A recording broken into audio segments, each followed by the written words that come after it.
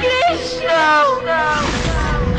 আমি সব ভুলে গিয়ে সুখে সংসার করছি।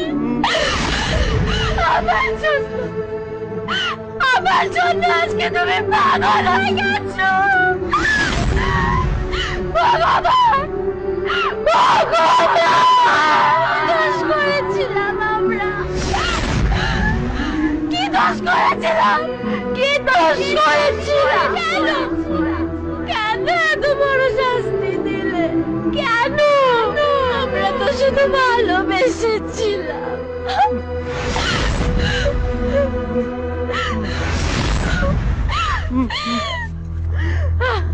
আমি আর কারোর কথা শুনবো না। আমি আর কারোর কথা শুনবো না।